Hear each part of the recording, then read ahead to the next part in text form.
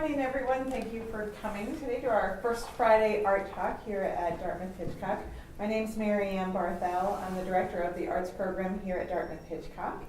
And I want to welcome Alan Shulman here today. He is our artist that is presenting today. Alan has a show here at Dartmouth-Hitchcock through the end of March of 2019. And he's been so kind to share his time with us today to talk about the process of how he makes his art. Alan started off in New York City, growing up there, and then had a convoluted path up here to the Upper Valley, west and south, and finally north again.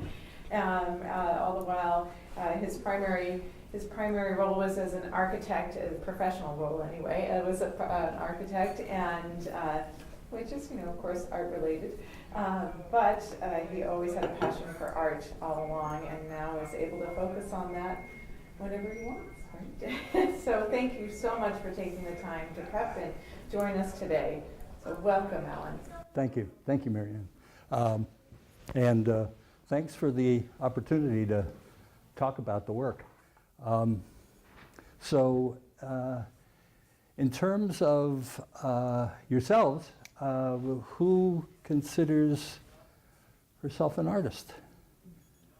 Or if you don't like the title, artist, who likes to do artsy things or craft things or that kind of stuff?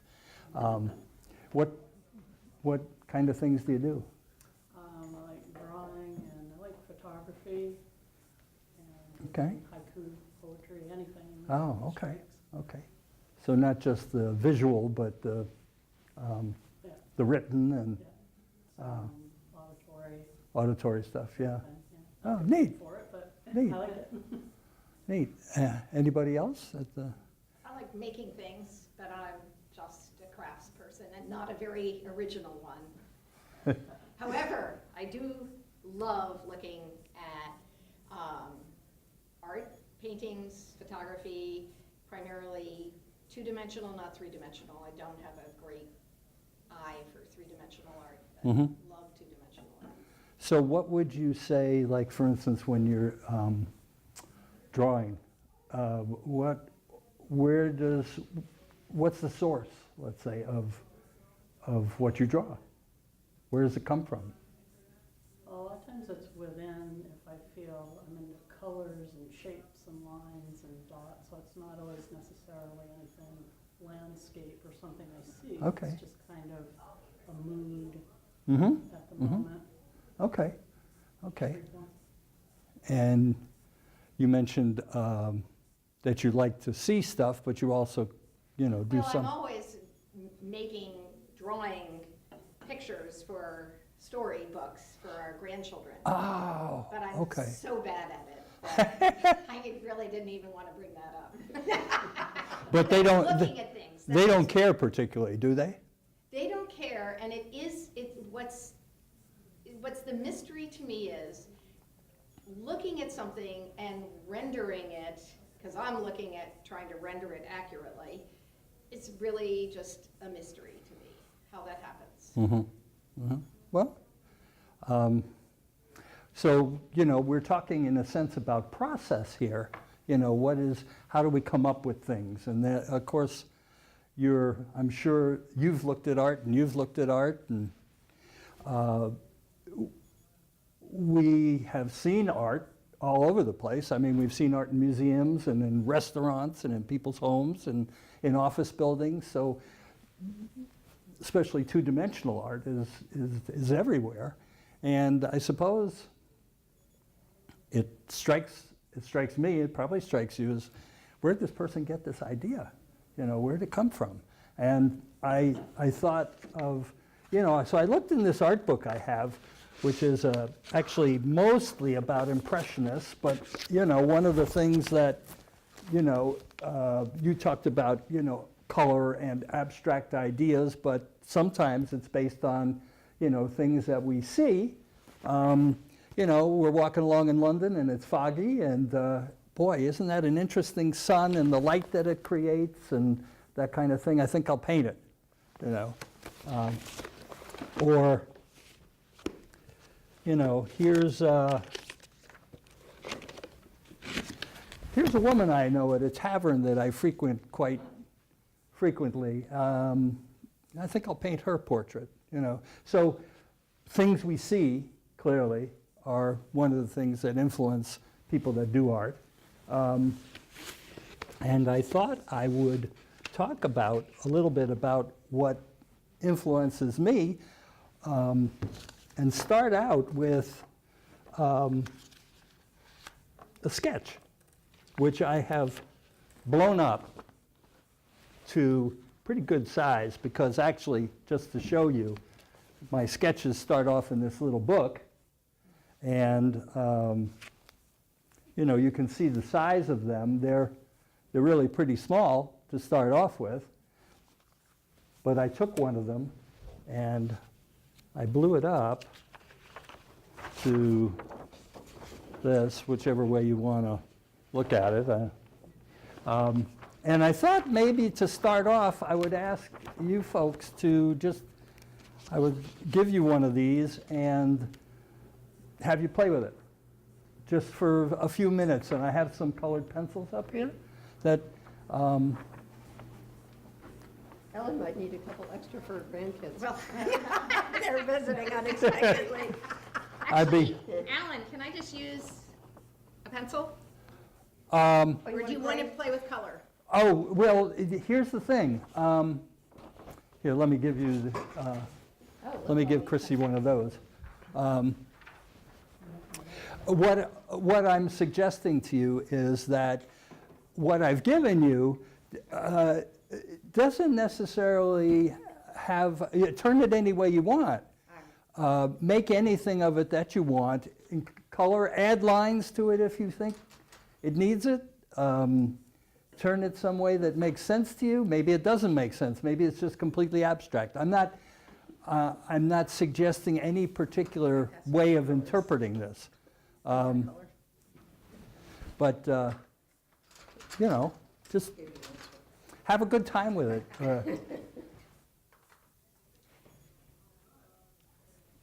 And then after that, I'll show you what I made of it.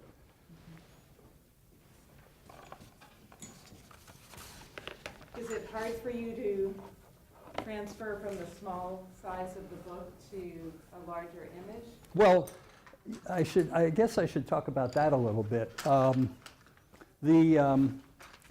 This book is full of sketches, and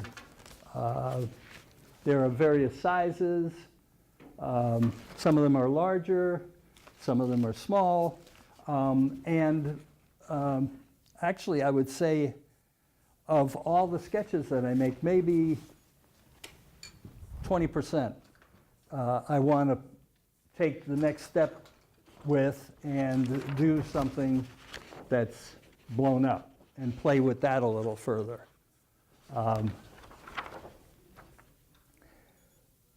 And then, you know, there's a step beyond that if I like what's happening to it. By the way, please feel free to ask any questions. Are you sketching every day? Yes. And Just do you about have to every day. force yourself to sketch, or do you just pick it up? Good question. It's a little bit of both. I'm not always in the mood to sketch, but yeah. I'll make a point of it to do some. And then sometimes it's just, I have to sketch. I just have to do that now. And do you, so you don't just, when you're sketching, that's very distinguished from doodling. Yes and no. Yeah, I'm glad you mentioned that, doodling. I do this thing with my grandchildren called squiggling. And what I do is I ask them for a squiggle. And I'll have a piece of paper, and they'll do something, you know. I'll ask them not to make it too elaborate, you know, but, you know, give me something to work with here. And then I'll see something in it.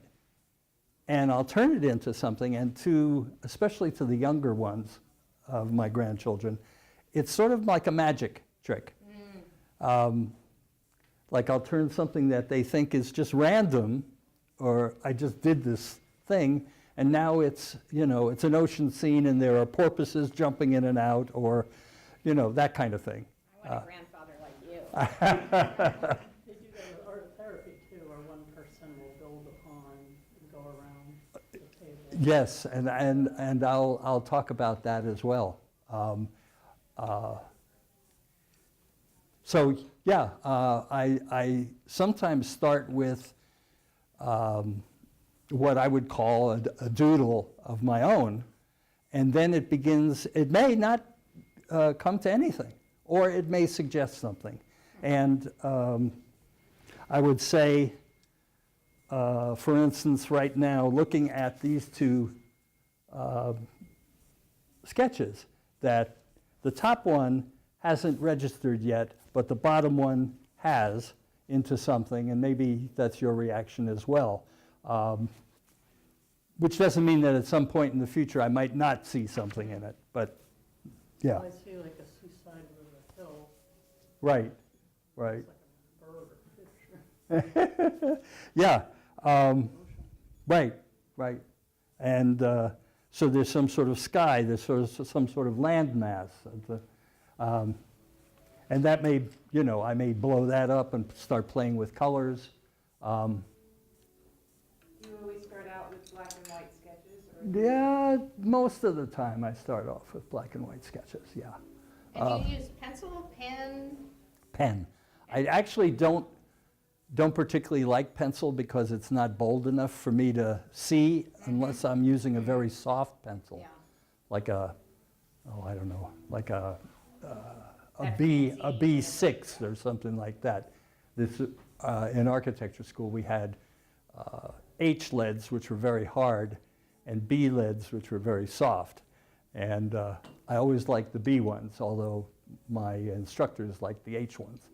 And do you have a special pen? I mean, if you Yes, I pick up do, a pen, actually. You just want to start sketching with it? This, I use, that's a good question. I never thought of that, but Uniball makes what they call a Vision Elite pen, which I like very much because it's a bold pen, but it's not so bold that you can't do some fine detail with it. Okay. So it's a nice compromise pen to work with, and all the sketches in here are done with that pen. Good morning. Hi, sorry I'm late. Oh, that's okay. It's okay. Nice to see you. Yeah, sure. Well, that's my stuff, I was gonna move it. No, it's fine. starting with some color, there's colored pencils over there. Well, let me explain what we're doing. I'm talking about developing paintings sometimes from sketches.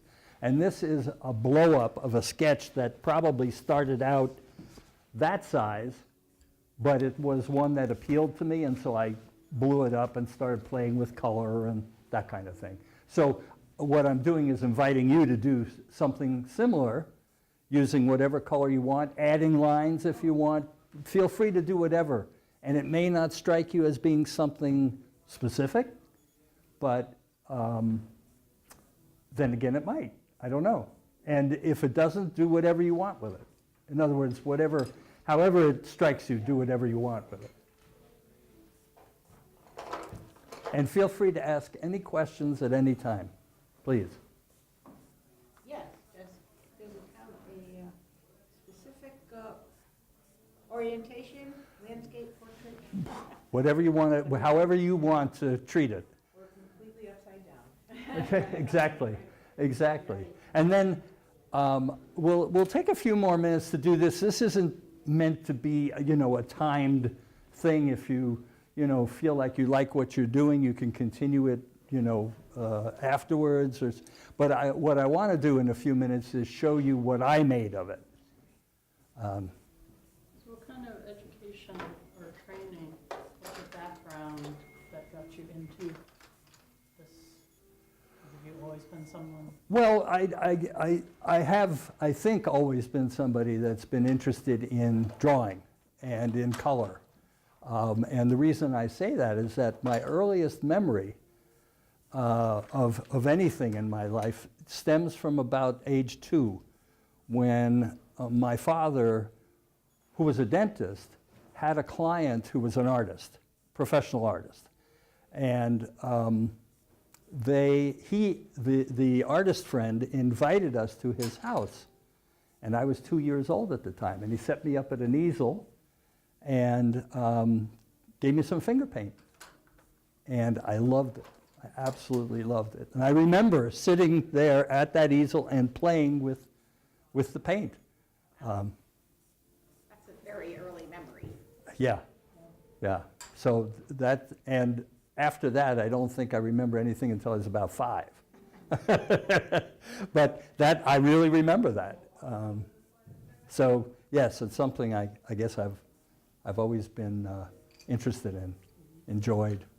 And funny that you mentioned that.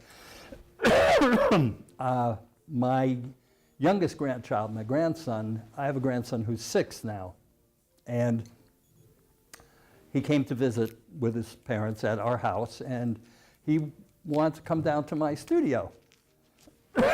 Excuse me. And he wanted to paint. And I gave him a canvas, and I showed him how to use the paint, how to rinse the brush after he finished with a color. And after a while, he looked up at me and he said, "You know, I understand now why you do this. This is fun."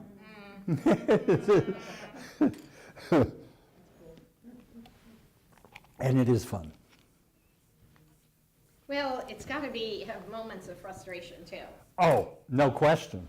And it can be quite tiring, especially when I am looking. I think the most tiring thing, there are several things, but the most tiring thing is I am looking for a particular color, and I have to mix it because it's not in a tube. And I'm almost there, but I'm not quite. Do I add, excuse me, do I add a little red to it? Do I add a little blue? Is it really needing yellow? Is it some combination of those? Is it something more subtle than the primaries? Excuse me. Was architecture what your college career Yes.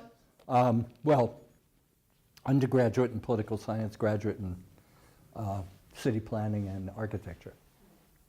And then eventually about a little over 20 years ago, I switched careers to special education and became a reading specialist and got certified in K-8 math and worked in school districts and did tutoring as well. So, because I have inside information on your exhibit here, you do have some landscape paintings, and do you ever do anything that's strictly representational right from the get-go, or does everything start out as just an idea sketch that might even be? Well, people seem to really be into this, so maybe I can talk about some of the other things that generate, that start the generation of paintings. In fact, why don't I show you just, or maybe I won't do that. Maybe I'll wait with that. But let's start with this one. Yeah, there we go.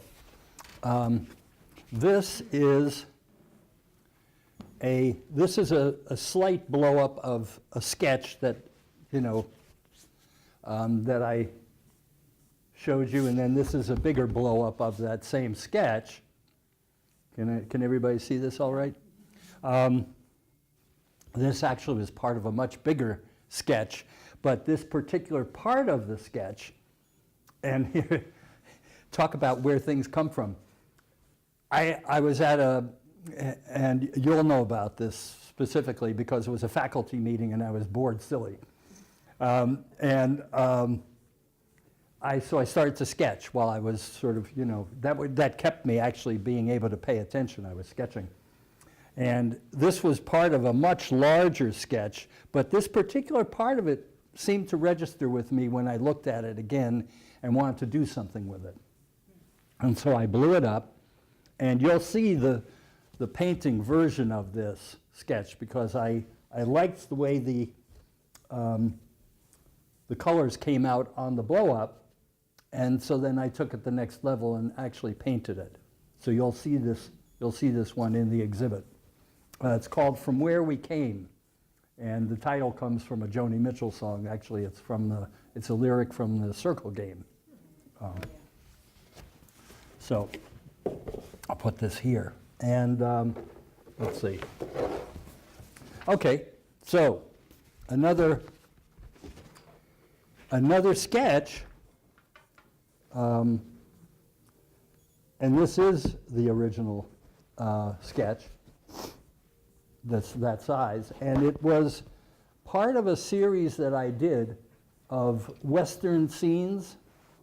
There was a friend of mine had written a novel involving motorcycles and out west, and he asked me to develop some sketches that he might use as a book cover. Well, it didn't wind up as the book cover, but I decided that it was really a sort of an allegory of the Indian Territory and how it had been sort of invaded by the industrial age. And so the painting became an allegory. In this part of the painting, you'll see a pipeline and people working down below because there's been a leak in the pipeline. And then there's somebody riding a motorcycle into this sort of foreign country. And what I decided was that the Indian chiefs would not be happy with these developments, and so I started to do some sketches of the faces of some of these Indian chiefs and work them into the painting. And you'll see that when we look at the painting.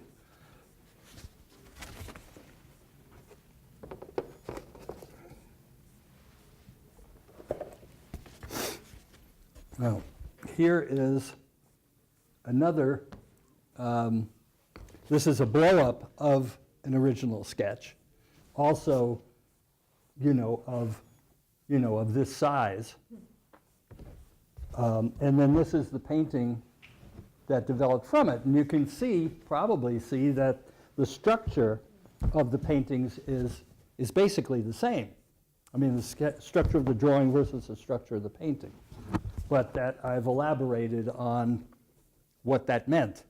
So what was sort of just sketchy for ocean became the ocean, and what was sort of sketchy for sky and maybe a sun actually became that.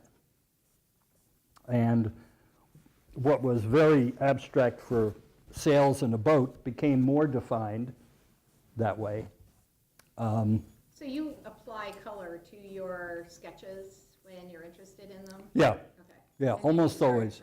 Almost always. Almost always. When I like the sketch well enough to blow it up, Then you start. then I start playing with color. So the next step after drawing in your sketchbook, if you like it, is to blow it up. Right. Put some color, take a look at it, see if it's still taking you somewhere. Right, right, exactly. Yeah, with your sketches, Yeah. for instance, with that one, Mhm. were you consciously thinking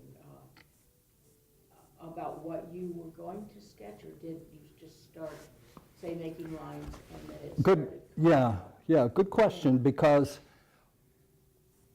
often when I sketch, I often sketch before going to sleep. And so I'll close my eyes and see what appears. And this is what appeared in black and white. I later applied the color and then I went to this step. But I have a good friend who's done a lot of sailing and talks about his adventures on the ocean. Mm-hmm. And I think some of that, influenced what I saw in this Oh, okay, so I mean, it's like, I know like, a lot of people will start out with an idea of, oh, I'm going to draw a forest scene with animals.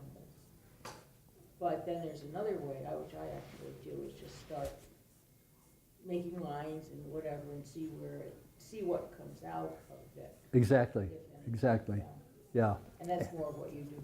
Yes, often, I mean, I would say this is really much more the basis of the paintings than I'm going to do X, Y, Z, whatever. So you're not thinking of, say, a bridge or a boat on the ocean, you're seeing that this is coming out. Right, right. Yeah.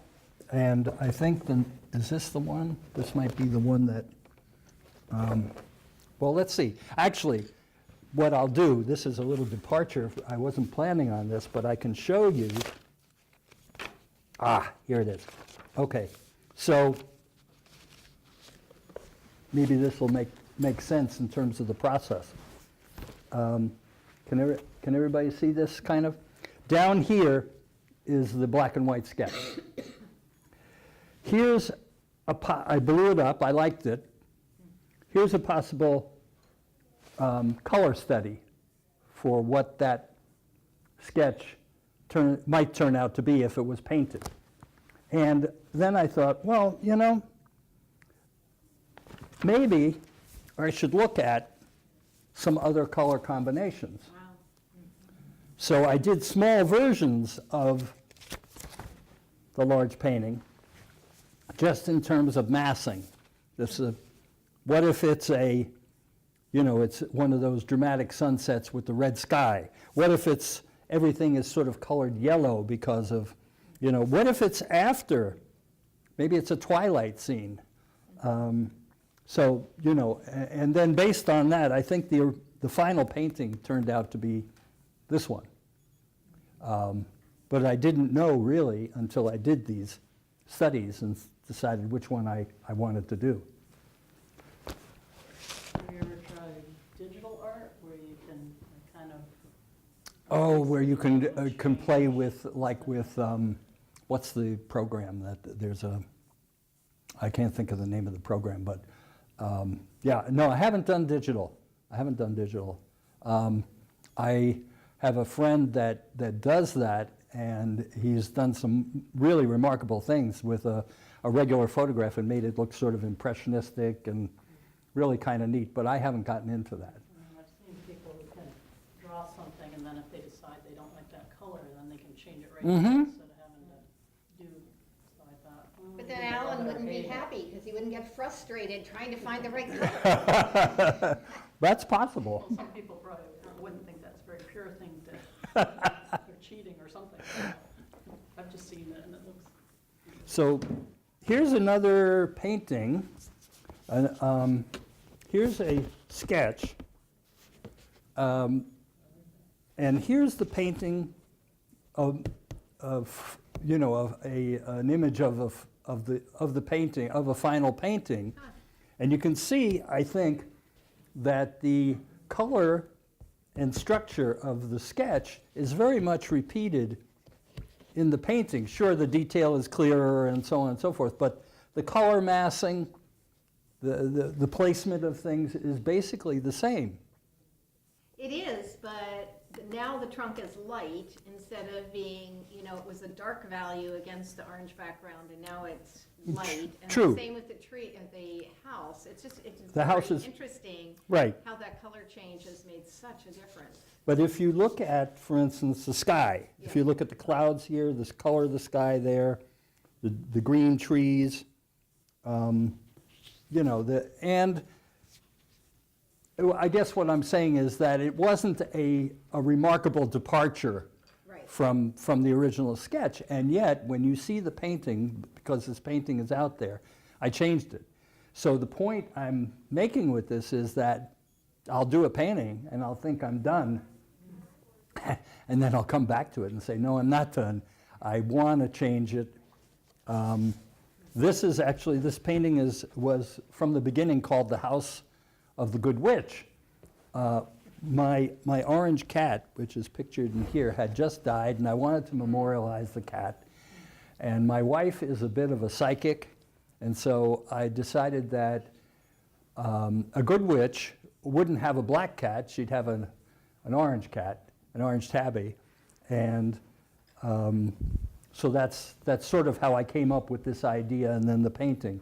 But you'll see that there's quite a remarkable change between this and the painting that you'll see. So you mean there's yet a third version? Yes, Okay. yes, there's the one you'll see in the exhibit is quite different in certain very clear ways. Can I ask you about that one? Sure. This morning, I did look at your Zinco photographs. Yeah. But paintings online. Is this related to the house in the village painting? Oh, no. This is actually, it's actually a picture of the side of our house very shortly after we moved in, and before certain repairs needed to be made, and so it was very cottagey looking at the time. I guess I wanted that I still wanted to have that feeling in it. But it's really interesting to see the two of them side by side and note what difference the color makes. It's interesting. I mean, you say there's a third painting. Well, there's a modification of this painting, Right. which is what you see. Yes, it's very interesting to see the differences pretty much from the color, but not completely. Yeah, it's much brighter, it's almost darker and more foreboding in the left one. And I would say that actually, now that you mentioned that I changed this because I still felt that there was a foreboding feeling to it, and I didn't want that to be, the House of the Good Witch wouldn't have that feeling to it, I felt, so I changed it. So now here is, I believe this is another painting based on, let's see, here's the original sketch. I don't know if you can see this, but this is, I took this right out of my sketchbook, and blew that up so that this is the exact same sketch, but blown up, so that you can see it better. And what happened? Well, what happened was I did this painting, and I didn't like it. I didn't like how it came out. It was fine in this version. I liked this, but when I blew it up, it just felt like it was lacking something. It lacked a focus. And as part of the Zinkoff series, I have the book for the Zinkoff series, which is this book, and in it is, let's see if I can find those pictures. I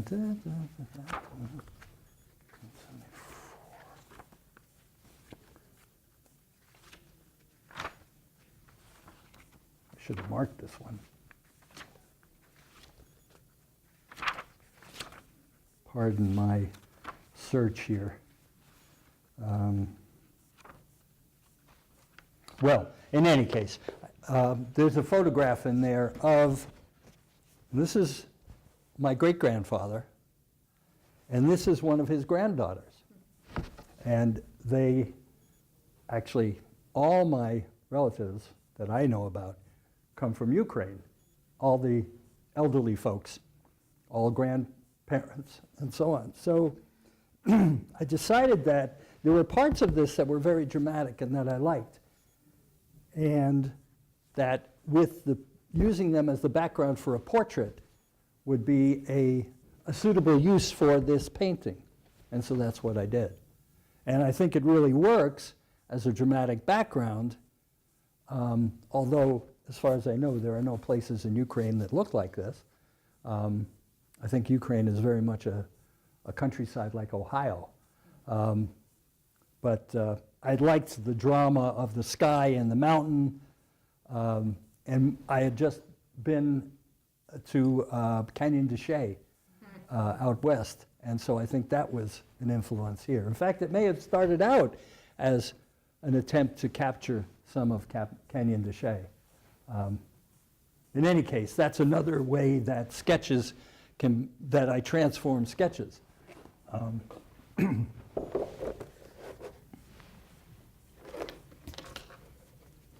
Okay. Well, here is. Really reminds me of the background of the Mona Lisa, you know, that sort of Oh, yes. painting background. Yeah. With this really impressive portrait that grabs you, but the background, you can't let go of the background either, and that's true in your painting there. Yeah, yeah. And I wanted a certain sense of drama in the landscape itself. And that sky really changed a lot Right, from your right. first one. Yeah, this is kind of, well, you know, there are clouds. Yeah. But, yeah. Here is a blown-up sketch. This is something, it actually turned out to be, there was a sketch here and a sketch here, and somehow they seemed to go together. And so I made them go together. It's like a playground. Well, okay. So there's the sketch, and I'll hold this up next to it. Here's the finished painting. Now, you won't see this one in the exhibit, but I thought that it was worth, you know, showing what can happen to what I sometimes do with a sketch. Well, the Which- road is so dramatically different. You take those two pieces and put them together, and then they really fit together in the painting. Well, and things that, you know, like you mentioned, the playground. Well, the playground becomes, you know, this basically lot Yeah. in which kids have decided, well, you know, it's big enough we can play stickball here. And in fact, that's the name of the painting, is stickball. But I don't know if you can see it. It's kind of, the figures are kind of small, but there's a kid jumping off the bridge here. Wow. There's somebody in the water signaling to him. This is an appliance junkyard, and there's some junk cars underneath the highway. Somebody has hit a lamppost over here, and the policemen have cones up to warn drivers, and so on and so forth. You know, there are all sorts of things going on in the painting, which weren't going on here. Well, they're all going on, but they don't detract from this overall feeling of the road taking over our lives. You know, it's coming, it's splitting the city up. Right, And right. even the building looks like it's gonna cast off by the road, you Right, know? It's on right. that little angle back there. Right. Wow. And then Where what that is- painting, Alan? Pardon me? Where is that? Do you own that? No, I actually sold this painting at a body of work exhibit I had out in Portsmouth. All right. How big did it end up being in the final product? About the size of this screen. So I like actually generally painting large, and you'll see a bunch of those in this exhibit. So the road Yeah. looks very realistic. Mm-hmm. And the green building is realistic in some ways, but it's also at a slant, it's not standing vertically. Right. And it's a very interesting contrast with the road. And and it looks like it was planned that way. It wasn't just the artist didn't know how to draw a building. You know what I mean? And, Yeah, you it know, was planned that way. Yeah. Right, yes, and what did you have in mind with that Um, contrast? Something about it, I think, conveys the idea of, in my mind, of like projects, low-income housing, Yeah. in a way that something about the you know, the leaning of it. Not that it's, Oh, you know what I'm saying? It's I do, yes, it's, Representative of its condition? of its condition, of its use, of its care, of it, you know. right, compared to the pristine road. It reminds me of the cake that Captain Hook remember, it's poisonous green. Yeah, you yeah. know, so something not good. Yeah, the green is just reminded me, like, I mean, it's not a bad green, but for a building, that's my association. Mhm, This isn't a good place. Yeah, I mean, actually, you do see similar colors to that green inside different Yes. kinds of institutions. Yes. I think I've maybe seen it outside as kind of a cheap, inexpensive paint that they might use in saving money. This was a very common color used in institutions in the 30s and 40s. And if buildings haven't been maintained, they still have that color. And then the blue is, you know, sort of similar in a way, and also as a contrast, just a strong contrast to the green. And you really held on to that color choice from your sketch Oh, yes, yes. to the building. Right. Whereas a lot of the other colors have changed quite a bit. Yeah, yeah. I mean, the dark sun, Yeah. as opposed to a very light sun.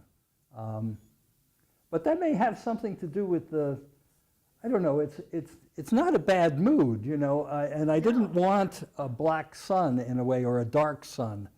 But I mean, it's a balance, because that doesn't have a dark feeling, but this doesn't have a dark feeling either, despite the dark. Right, right, that's true. It's just That's different. true. Well, this is like end of day, and it's very interesting how practically everything is in shade, not quite next to that green building, there's some light on Mm-hmm. cars or whatever. Right, right.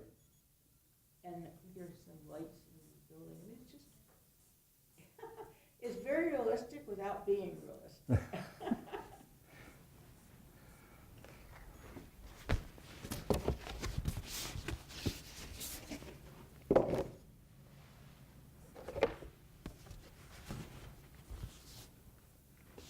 This is a little example of process, in that this is a blow-up of a sketch, and this is where I've taken it next. Very similar, but yet evolving in some way, and I'm not sure if it's going to become a painting. How are you coloring your sketches? What, like there and on your stick ball? Typically, I use crepas. What's that? Is that like a pastel? It's an oil pastel. Okay. Yeah, and you can blend colors with it. It being oil, you can, you know, compromise the oil so that you can mix. And the colors are very vibrant, which is much more so than, say, regular crayons, which I really like. So, you know, I'm trying to work out some issues that this presented. I liked the overall composition of this, but there were, as I looked at it, I thought, you know, there's some perspective problems, there's some problems with the lighting, how far are things away, how close are things, you know, that kind of thing. And I may still play with this some more, but this is where it's at now. Do you mentioned that you take about 20% of your sketches and start working on them, and then what percentage of the ones that you start working on make it all the way to a final product? Maybe 10% of those. Yeah. So actually, here is the original sketch, which matches this. Oh, and it really, Because- somehow the blow-up really changes that. Yeah, actually, I think the colors were enhanced somewhat by the blow-up. Or it came together in some way that it didn't really quite in this. I'm not sure what it is. Smaller one. So what else besides sketches might motivate me? Well, sometimes photographs. Here is a photograph that I took from the roof of my house after a storm, one of those heavy snowfalls, which you can see on the roofs. And then it was followed by, clearing and strong winds and the winds tearing apart the clouds that were there and scattering them and so on. And I thought, wow, I need to take a picture of that. And I did, and then made a sketch based on the picture that I took. And then this is actually the final version of what happened. And I decided that black and white was the most effective way of dealing with the image. It's just beautiful. I love how you included Sunapee. Well, I can see Sunapee from But our it's second not- floor. Right, but it's, in the photograph, it doesn't show up nearly as Right, well. right. That's true. And- So, actually, I'm glad you mentioned that, because it's not a literal translation of what's there. It's, I played with the composition and The shape so of on. the house is different Right. a little bit. Right, Yeah. yeah. And then the way the sky is done is clearly different from the photograph. But there is a tendency in Japanese landscapes to have the edges recede into darkness, and I really have liked some of those effects, and that's what I wanted to do with this.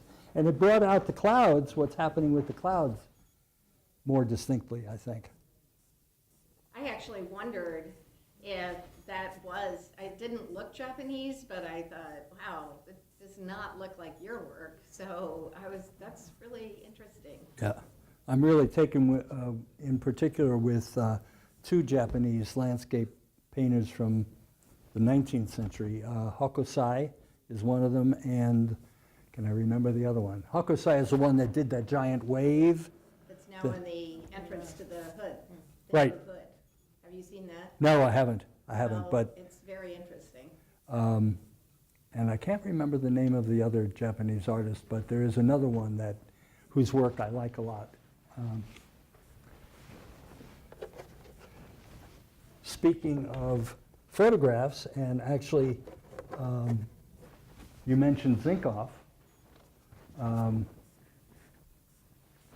This book is a book of photographs and text as well, but you can see there are group photographs, and there are sort of landscape photographs, and there's some larger photographs of individuals, and so on. This is a group photograph. I can peel this back a little bit, and you can see that it is a photograph of photograph of classroom of students. And from which I decided that that was the part of the group that I was going to paint. And so here is the total original group, and here is a blow-up of that little square that I showed you. And as you can see, the quality of the photograph is none too good. It's a little muddy, I guess you could say. The features are not real distinct, and so I had to guess a little bit at what these kids looked like. I also decided, and you'll see this painting out there, that treating it as sort of like a sepia tone rather than a black and white tone was more appropriate way to do it. I have old photographs from my family that are done in sepia, and so I felt like that was the way to treat this. So as I said, photographs can also be an inspiration for where I get ideas. And let's see, what is this? So, Christy, you were mentioning group compositions, and I'm not sure whether this goes this way or this. I think it started out this way, so I will show you this. And what you're looking at is actually a composition of 5 family members and myself at Thanksgiving. Now, often I bring large paper and crepas to family gatherings. And so this is a composition done by myself and my wife and my son's wife, Julie, who is a graphic designer, and my stepdaughter, Kate, who likes to dabble in art, although she doesn't consider herself an artist, and my oldest granddaughter, who is studying to be a nurse but likes to draw, and my 6-year-old grandson, who thinks drawing is fun, and that's why I do it. And he's mostly right. Anyway, this went back and forth among, back and forth between us, among all of us, and evolved into this particular picture. And I'm pretty sure I'm going to paint this now, whether it's going to be very close to this or modified quite a bit, or I'm not sure. But I really like this. It may be this way when I paint it, I'm not sure, or this way, either one of those. But I really like the feeling of it. And again, coming back to what you said, this is another way of approaching ideas. I'm not sure I can find. Let me see if I can find in this book, this sketchbook, another example of that. I might be able to. It's an idea that my granddaughter came up with. It's going to be too difficult to find it. I should have marked it.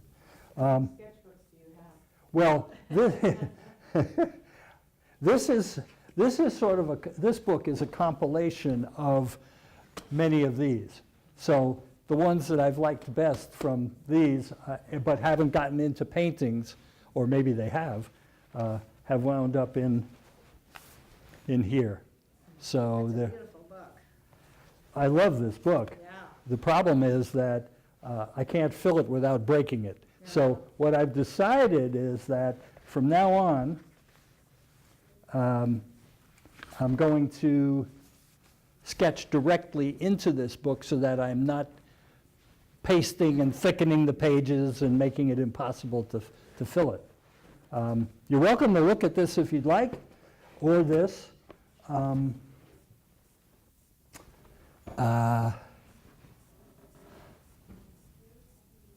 I guess we're getting close to finishing time here. If I don't want to rush anybody.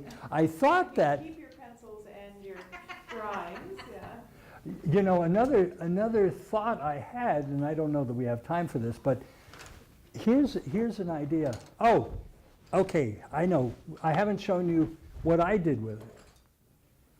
And you'll see this painting in the exhibit. So this is what I did with the same piece. And I wasn't sure initially whether, it was a spaceship, or was it a mine shaft, or was it, I wasn't sure. But stained glass, maybe just an abstract of some kind. But what I decided eventually was that it looked like a tower to me, and the tower seemed to be set against the background of a city, and the tower seemed to have like sort of gardens and maybe pools around it. And I decided that this was the tower of a rich man named the Great Gatsby, and that this was his residence that embodied all his material desires and desire to impress and everything that he valued in life, and it's called West Egg. But again, like I say, you're doing what you see in it, and you'll see the final.